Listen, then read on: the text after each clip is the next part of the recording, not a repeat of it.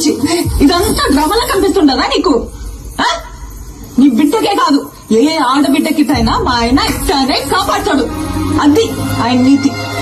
మానం లేకుండా ఏం జన్మయా నీది? శివలే పెద్ద సినిమా చూసి మాట్లాడనా? నువ్వు ఉండప్ప. నీ కొడుకునంటే నువ్వు ఊరుకుంటావేమో గాని ఎవడైనా నా మొగుడినంటే నేను ఊరుకున్నదే లేదు. నేను చేసిందే కాక మళ్ళా మాట కూడా పడాలా?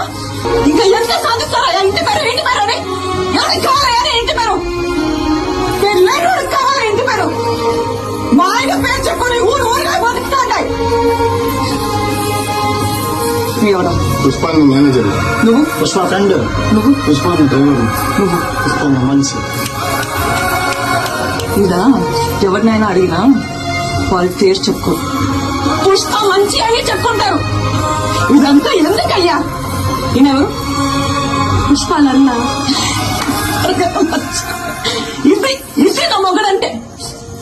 యో, పుష్ప అంటే పేరు కాదు, పుష్ప అంటే బ్రాండ్.